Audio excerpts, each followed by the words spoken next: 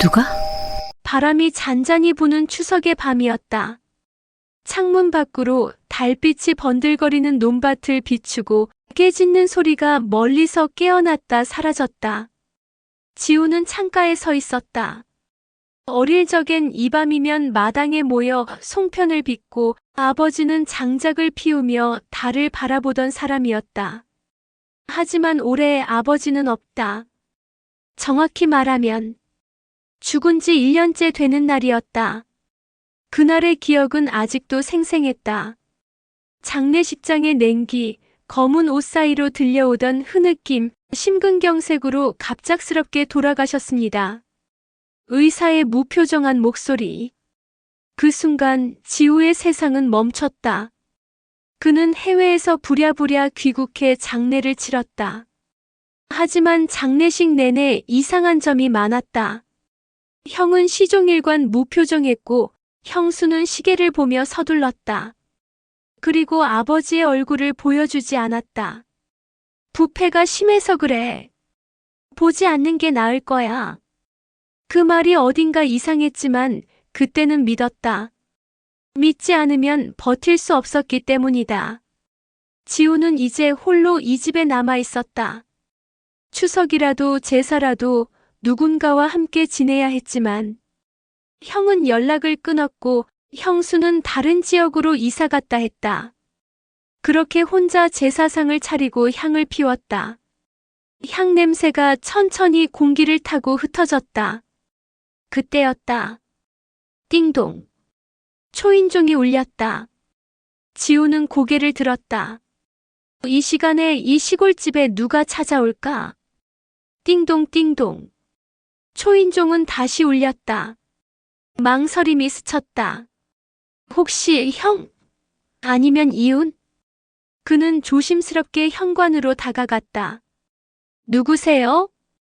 대답이 없었다. 바람이 훅 문틈으로 스며들었다. 향의 불꽃이 흔들렸다. 그는 다시 물었다. 누구시냐고요? 그 순간 문 밖에서 무언가가 툭 쓰러지는 소리가 났다. 지우는 망설이다 문 손잡이를 잡았다. 그리고 천천히 문을 열었다. 달빛이 흘러들어왔다. 그 빛 속에 한 남자가 서 있었다. 비에 흠뻑 젖은 머리, 찢어진 셔츠, 진흙 묻은 신발. 눈은 피로하고 입술은 말라 있었다. 하지만 그 얼굴. 지우의 심장이 멈췄다. 아버지. 그 남자는 고개를 들었다. 피로에 젖은 눈동자 속에서 익숙한 온기가 번졌다. 지우야 나야. 그 한마디. 세상이 멈췄다. 지우는 주저앉았다. 아버지 죽은 줄 알았어요. 장례까지. 남자의 입가가 떨렸다. 미안하다 미안하다 아들아. 그의 손은 차갑고 떨리고 상처투성이었다. 손목에는 밧줄 자국이, 팔에는 피가 말라붙어 있었다. 아버지, 이게 뭐예요? 누가 이런 짓을. 긴 얘기다 지금은 안으로 들여보내주렴. 지우는 정신을 차릴 틈도 없이 그를 부축해 거실로 들였다. 아버지는 낡은 소파에 앉았다. 숨을 고르며 말했다. 내가 살아있어서 다행이야. 지우는 떨리는 손으로 수건을 가져다 주었다. 아버지, 정말 아버지 맞아요? 그는 고개를 끄덕였다. 그래, 이 몸뚱이로 다시 돌아올 줄은 나도 몰랐다. 지우는 멍하니 그를 바라봤다. 1년 전 분명히 관에 들어간 사람. 화장까지 끝냈던 사람. 그런데 지금 그의 앞에 앉아 있었다. 아버지는 허공을 바라봤다. 지우야, 그날 이후 나는 죽지 않았어. 지우는 숨을 삼켰다. 그날 이후라니 장례식 말이에요? 아버지는 고개를 저었다. 그보다 더 전이야. 너희 형과 그 여자, 그들이 나를 죽이려 했지. 순간 공기가 얼었다. 지우의 손에서 수건이 떨어졌다. 형이요? 그래. 나를 묻으려 했어. 돈 때문이었지.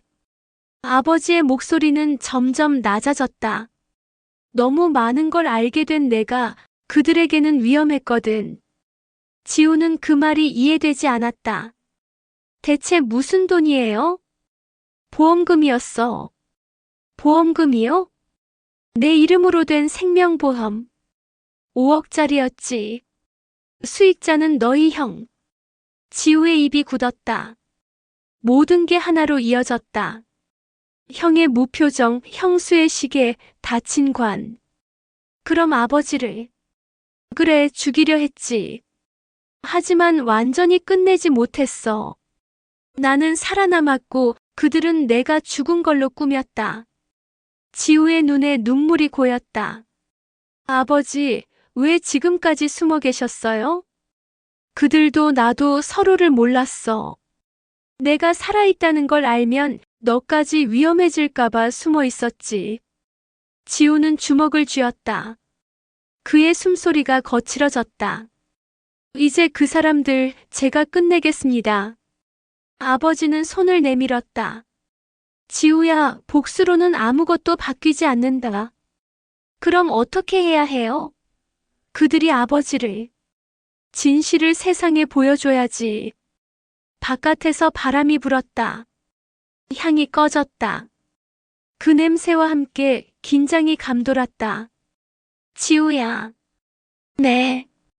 그들이 곧 여기로 올 거다. 뭐라고요? 아버지는 천천히 일어섰다. 오늘이 추석이지. 그들에게도 오늘은 제삿날이거든. 그 말이 끝나자마자 띵동. 현관 초인종이 다시 울렸다. 이번엔 훨씬 짧고 무겁게. 지우는 아버지를 바라봤다. 아버지는 고개를 끄덕였다. 이제 시작이야, 지우야. 문 밖에 서 있는 그림자가 서서히 움직였다. 그 그림자가 형이었다. 문 손잡이가 미세하게 흔들렸다. 지우는 심호흡을 한 번, 두 번 그리고 문을 열었다. 문턱에 형이 서 있었다. 창백한 얼굴, 굳은 입술, 그 뒤로 형수, 짧은 미소, 차가운 눈. 형이 먼저 말했다. 지우야, 들어가도 되겠니? 지우는 비켜섰다. 거실의 공기는 무겁게 가라앉았다. 형수의 시선이 테이블 위 향을 스치고 다시 소파로 돌아왔다. 그곳 아버지가 앉아 있었다. 순간 형수의 동공이 흔들렸다. 형은 숨을 삼켰다. 아버지. 아버지는 천천히 고개를 끄덕였다. 그래, 민수야. 형의 무릎이 풀렸다. 살아계셨어요. 형수는 웃음을 지었다. 놀라워라. 귀신이 다 있네. 그녀의 말투는 비웃음과 경계의 중간 어딘가였다. 아버지는 조용히 말했다. 수진아. 설렘인가? 두려움인가? 형수가 미간을 찌푸렸다. 둘 다 아니죠. 그저 계산뿐. 거실 정적 속 벽시계 초침만 또각또각. 지우가 입을 열었다. 그날 왜 관을 못 보게 했죠? 형이 고개를 숙였다. 그건 형수의 말이 더 빨랐다. 여름이었잖아요. 상태가 안 좋았다는 얘기 못 들었어? 아버지의 시선이 형에게 닿았다. 민수야. 형은 입술을 깨물었다. 손이 떨렸다. 나 잘못했어. 한마디가 길게 무겁게 떨어졌다. 형수의 눈이 매서워졌다. 민수, 정신 차려. 지금은 감정의 시간이 아니야. 그녀가 가방을 열어 서류 봉투를 올렸다. 아버님, 이건 정리 서류예요. 오늘 이 자리에서 사인하시면 과거는 없던 일이 됩니다. 지우는 봉투를 잡아 찢듯 열었다. 보험금 지급 확인서, 사망진단 사본, 장례 절차 완료 통지. 모든 서류가 완벽하게 정리된 거짓 위에 서 있었다. 아버지가 일어섰다. 수진아, 내가 쌓은 건 탑이 아니다. 무덤이다. 그 무덤에 누가 들어갈지는 아직 몰라요. 그녀의 목소리는 낮고 냉랭했다. 오늘 선택하세요. 살아 돌아온 기적을 조용히 기적으로만 남길지, 아니면 모두와 함께 산산조각 낼지. 형이 벌떡 일어났다. 그만해, 수진아. 민수, 넌 언제까지 망설일래? 형수의 손이 가방 속에서 작은 리모컨을 꺼냈다. 이 집에도 항구 창고에도 같은 장치가 있어. 지우의 눈이 번쩍였다. 항구 창고.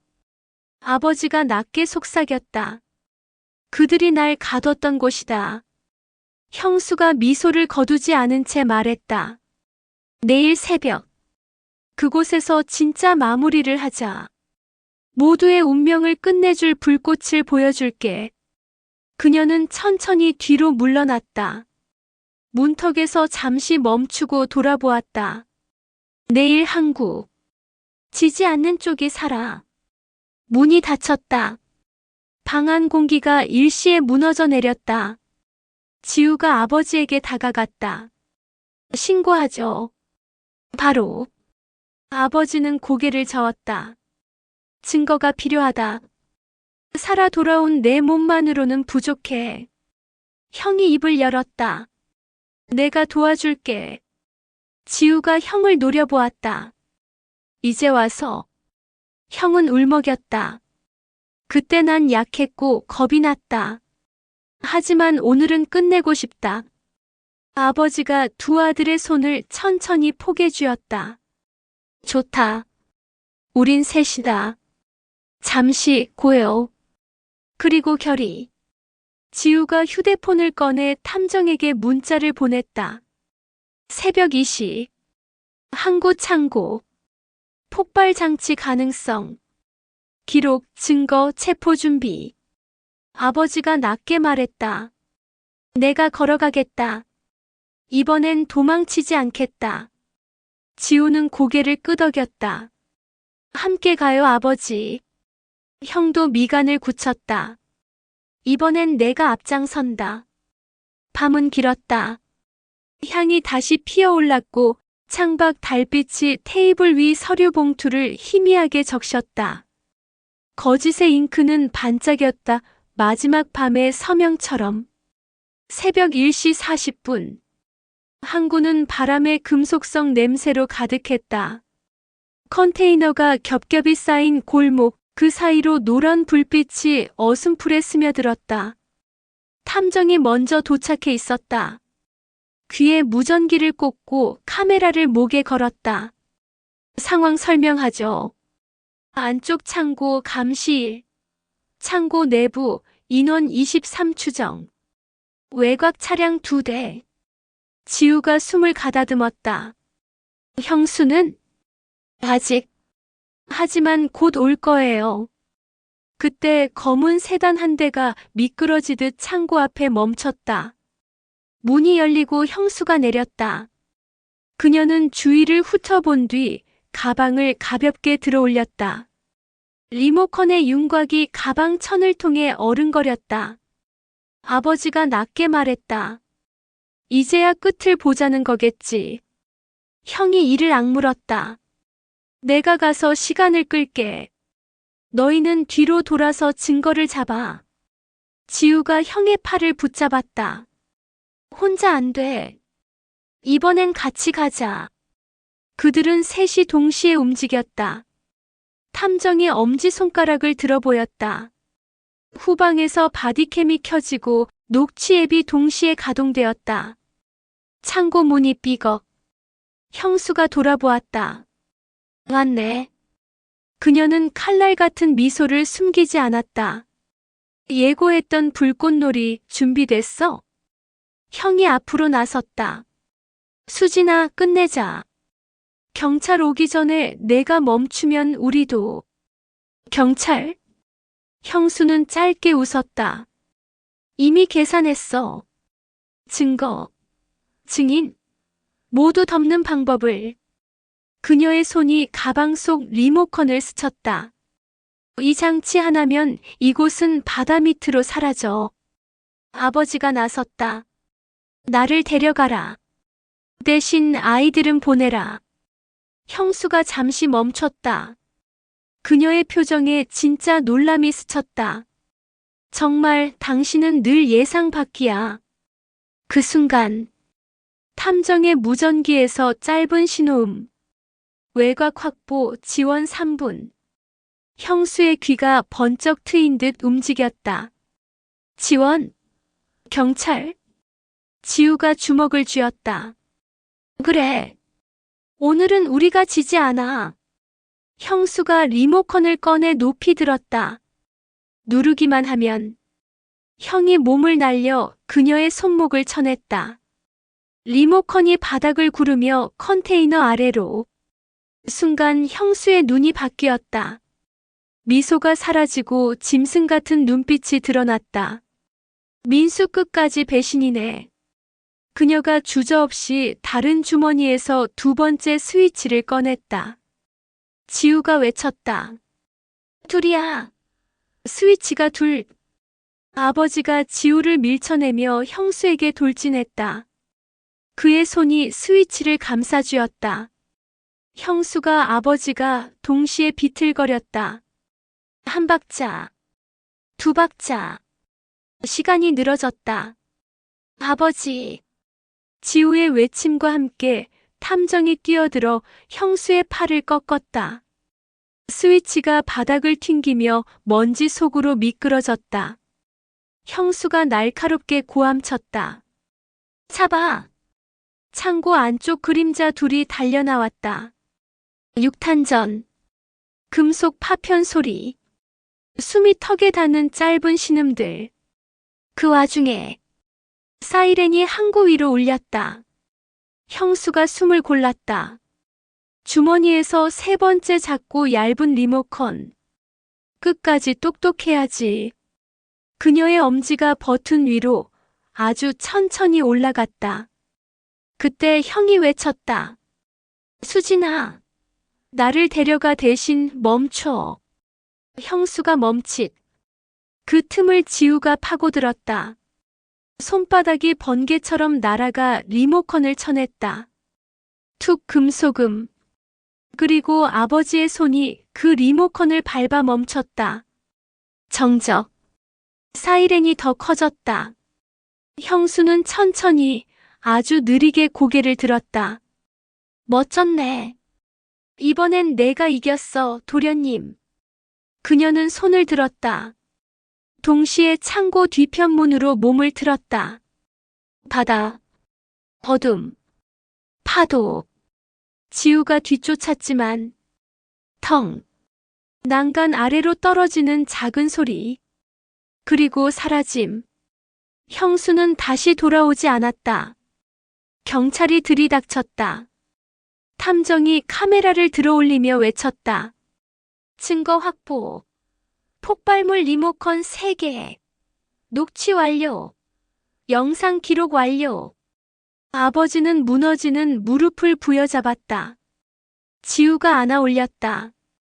괜찮아요, 끝났어요. 아버지는 가쁜 숨 사이로 웃었다. 아니, 이제 시작이야. 진실은 지금부터다. 가을비가 내리던 며칠 뒤, 지우와 아버지, 그리고 민수는 경찰서 조사실에 앉아 있었다. 테이블 위 리모컨 3개, 녹취록, 사진들, 장부 사본. 형사는 차분했다. 정리하면 생명보험 5억. 수익자는 민수 씨. 사망진단서 위조 정황, 장래의 이상한 절차, 빈관 의혹, 그리고 항구 폭발 미수. 그는 고개를 끄덕였다. 입증 가능성이 높습니다. 민수는 떨리는 목소리로 말했다. 모든 책임은 제가 져야 합니다. 아버지를 배신했고 사실을 알고도 침묵했어요. 형사는 그를 바라보았다. 하지만 결정적인 순간에 당신은 멈췄습니다. 사람은 마지막 선택으로 평가되기도 하죠. 아버지가 손을 얹었다. 내 아들은 잘못했다. 그러나 돌아왔다. 형사는 조서에 펜을 얹으며 미소를 지었다. 그럼 법정에서 다퉜시다. 진실로. 며칠 후 병원 병실. 아버지는 창밖 비를 보며 낮은 목소리로 말했다.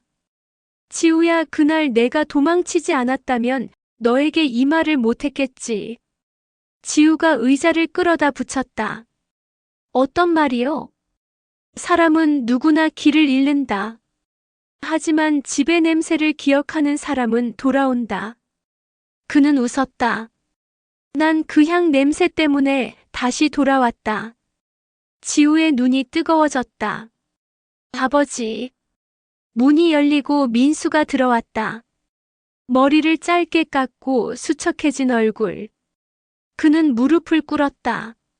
아버지, 죄송합니다. 아버지는 한참을 말이 없었다. 그리고 천천히 민수를 일으켜 세웠다. 벌을 벗어날 수는 없다. 하지만 미움 속에 살게 하진 않겠다. 살아라, 살아서 갚아라. 민수의 어깨가 흔들렸다. 지우가 형의 등을 두드렸다. 세 사람의 그림자가 한자리에서 포개졌다. 창밖 빗줄기가 천천히 가늘어졌다. 폭풍의 심장은 지나갔다. 2달 뒤 법정. 방청석에는 기자들, 이웃들, 공장 직원들까지. 분주한 속삭임. 무거운 기대. 판사가 입장했고 공판이 시작됐다. 검사가 차례로 증거를 제시했다. 항고 창고 영상, 리모컨 감식, 녹취 파일, 보험사 기록, 장례식장 직원의 증언. 퍼즐 조각들이 맞춰질수록 거짓의 탑은 금이 갔다. 민수의 진술 차례. 그는 마이크 앞에서 깊게 숨을 들이켰다. 저는 아버지를 배신했습니다. 빚에 쫓겨 형수의 제안을 받아들였습니다. 하지만 마지막 순간 아버지를 구했습니다. 그게 제가 가진 전부입니다. 그의 눈가에 눈물이 맺혔다. 용서해달라는 말은 감히 못하겠습니다. 다만 살겠습니다. 살아서 갚겠습니다. 아버지가 증인석에 섰다. 그의 목소리는 낮고 단단했다. 나는 죽지 않았다. 살아서 내 아들들을 다시 만났다. 그리고 알았다. 우리가 잃어버린 건 돈이 아니고 길이었다는 걸. 판사는 고개를 끄덕였다. 선고가 내려졌다. 피고인 김민수 사기 및 공모 혐의 유죄. 다만 구조 및 자수, 진실한 반성, 피해자 탄원 등을 참작하여 집행유예 3년. 방청석 여기저기서 긴 숨이 터져나왔다. 판사가 덧붙였다. 법은 벌을 준다. 그러나 집은 사람을 돌려보낸다. 이 사건이 그 경계에 서 있다. 법정을 나오는 길, 민수는 아버지 앞에 멈춰 섰다. 아버지. 아버지는 짧게 그를 안았다. 됐다. 이제 살아라. 지우가 미소를 보탰다. 그리고 내년에 우리 집 추석 준비는 형 담당. 민수가 웃다가 울었다. 알겠어. 기름 냄새 나게 해줄게. 1년 후 다시 추석. 마당엔 국화가 노랗게 피었다. 부엌에서는 전이 지글거렸고 상 위에는 송편과 배, 밤, 그리고 3개의 잔이 놓였다. 하나는 떠난 이를 위해, 하나는 돌아온 이를 위해, 마지막 하나는 다시 살아나는 우리를 위해. 향 연기가 천천히 올라 천장을 스쳤다. 아버지가 잔을 들었다. 사람은 언젠가 다 돌아온다. 길만 잃지 않으면. 지우가 고개를 끄덕였다. 그리고 집이 그 길 끝에 있으면 되는 거죠. 민수가 잔을 들어 올렸다. 우리 집은 이제 길의 끝이자 시작. 세 잔이 부딪히며 맑은 소리가 울렸다. 마당의 달빛이 세 사람을 감쌌다. 그날 밤 집의 냄새는 유난히 따뜻했다. 향, 기름, 그리고 사람 냄새. 돌아온 자들과 다시 살아나는 자들의 냄새. 나지막한 숨결처럼 아버지의 목소리가 마당을 채웠다. 살자. 끝까지 같이.